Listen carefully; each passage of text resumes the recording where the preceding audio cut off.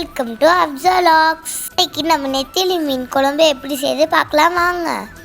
முதல் ஒரு பாத்திரத்தில் நல்லா அளவு எண்ணெய் ஊற்றிக்கலாம்.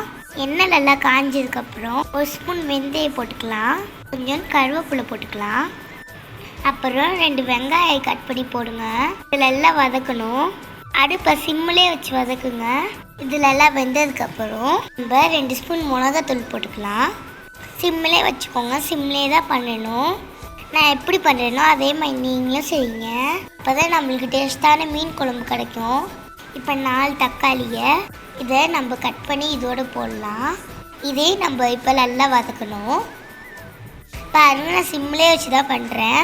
நான் பண்ண மாதிரி நீங்களும் பண்ணுங்கள். ஹை ஃப்ளேமில் மட்டும் வைக்கக்கூடாது. தக்காளி நல்லா வேகணும். அப்போ தான் நம்மளுக்கு டேஸ்ட்டான மீன் குழம்பு கிடைக்கும். எல்லாம் இந்த மாதிரி நசுக்கி விட்ருக்கோங்க. இந்த தக்காளி நல்லா வெந்துக்கட்டும். நம்ம 2 தக்காளியை மிக்ஸி ஜாரில் போட்டு அடைக்கணும். தக்காளி பேஸ்ட்டையும் இதோடு போட்டு நம்ம நல்லா வதக்கிக்கலாம். பாருங்க, இதை நல்லா வதக்கிக்கோங்க. இது நல்லா வேகட்டும். இது வேகிறப்ப நம்ம தேவையான அளவு உப்பு போட்டுக்கலாம். பாருங்க, இந்த வெங்காய தக்காளி நல்லா கிரேவி மாதிரி ஆயிடுச்சா. தக்காளிலெல்லாம் இந்த மாதிரி நசுக்கி விட்டுக்கோங்க. இப்போ பிடிக்காமல் இந்த மாதிரி வதக்கிக்கிட்டே இருக்கணும்.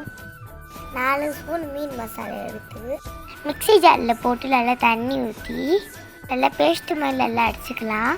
அரைச்ச மசாலாவை இந்த வெங்காய தக்காளியோடு சேர்த்து நம்ம ஆட் பண்ணிக்கலாம்.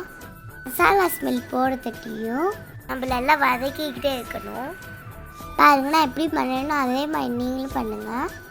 அப்போ தான் நம்மளுக்கு நல்லா மீன் குழம்பு கிடைக்கும். ஒரு கைப்பிடி அளவு நம்ம புளி எடுத்துக்கலாம். அதில் எல்லாம் கரைச்சி நம்ம மசாலாவோட பாருங்கள், இந்த மாதிரி கூட ஊற்றலாம். நீங்கள் ஃபில்டர் பண்ணி கூட ஊற்றலாம்.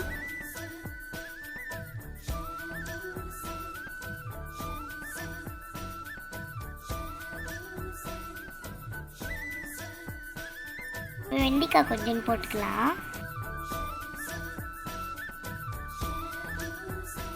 அந்த மாங்காய் நம்ம உடனே போடக்கூடாது. அது சீக்கிரமாக வெந்துடும். அதனால நம்ம லாஸ்ட்டாக தான் மாங்காய் போடணும்.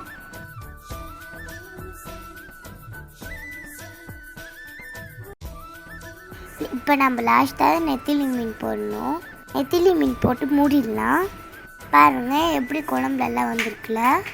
மீன் போட்டதுக்கப்புறம் நம்ம அதிகமாக கிளறக்கூடாது. ஏன்னா நம்ம மீன் உடஞ்சிரும். இந்த மாதிரி சிம்பிளே வச்சு செய்யணும். பாருங்கன்னா, அவங்களுக்கு நெத்திலி மீன் காட்ட எப்படி இருக்கு பாருங்கள் உடையாமலெல்லாம் வந்திருக்குல்ல. நான் சொன்ன மெத்தடு பண்ணி நீங்களும் செஞ்சிங்கன்னா உங்களுக்கும் நல்ல டேஸ்டான நெத்திலி மீன் குழம்பு கிடைக்கும். ஓகேவா? இந்த மாதிரி நம்ம சேனல் நாங்கள் நிறைய ரெசிபி போடுவோம். சப்ஸ்கிரைப் பண்ணுங்கள். பாய்.